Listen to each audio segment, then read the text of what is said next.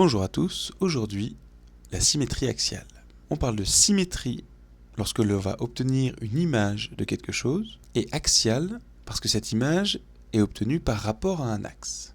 Un axe n'est autre qu'une droite. On peut donc définir deux figures symétriques par rapport à une droite si lorsque l'on plie la feuille le long de la droite, les deux figures se superposent. Cette droite est appelée un axe de symétrie. Par exemple, ici, la figure ABCDEF a pour symétrie la figure A'B'C'D'E'. Par rapport à la droite D. Si je plie le long de la droite D, cette figure-là, la figure 1, va venir exactement se superposer sur la figure 2.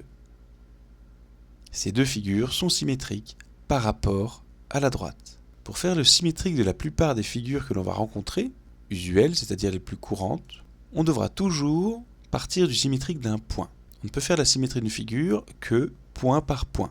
Donc il est très important d'avoir la méthode de construction pour faire le symétrique d'un point. Le symétrique A' d'un point A par rapport à une droite D sera tel que AA' sera perpendiculaire à la droite D, à l'axe des symétries. Et puis le milieu du segment AA' sera le point d'intersection entre le segment et la droite D.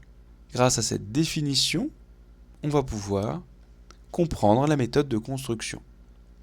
Si je veux faire le symétrique d'un point A par rapport à une droite D, je veux faire l'image de ce point A par rapport à une droite D, qui me sert d'axe de symétrie. La droite reliant un point à son image doit être perpendiculaire à l'axe de symétrie.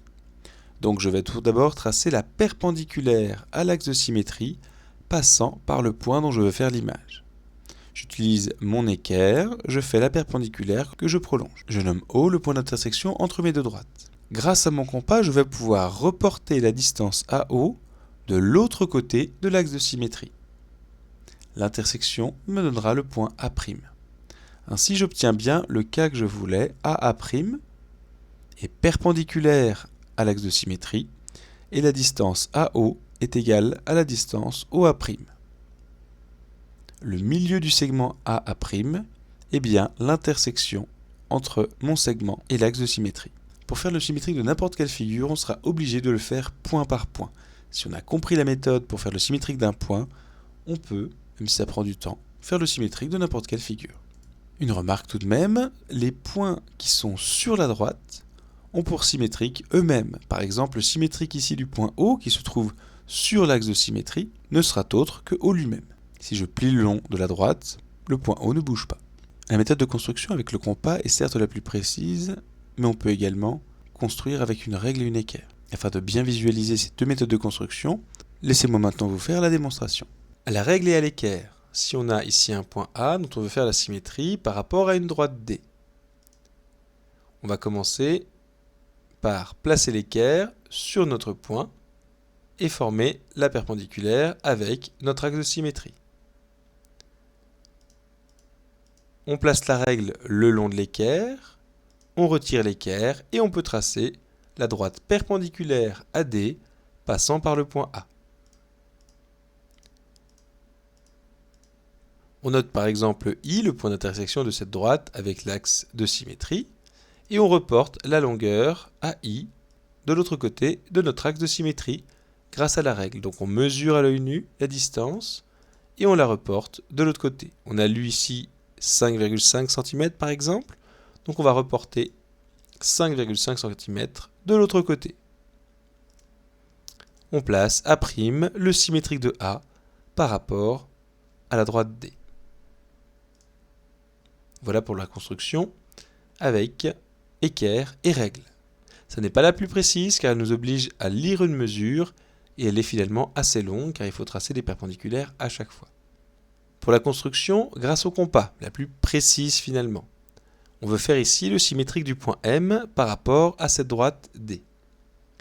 On va tout d'abord prendre le compas et tracer deux arcs de cercle sur notre axe de symétrie. On choisit un écartement aléatoire, suffisamment grand pour pouvoir avoir ces deux arcs de cercle. Une fois qu'ils sont tracés, on va garder le même écartement de compas, aller piquer sur chacun de ces nouveaux points et reporter la distance de l'autre côté. On trouve directement le symétrique du point M par rapport à la droite D. On pourrait lier les deux images si besoin. On voit bien que les distances sont les mêmes et que on a la perpendicularirité. Donc M' est bien l'image de M par rapport à la droite D. Donc la méthode au compas est la plus courte et la plus efficace. Voilà, merci.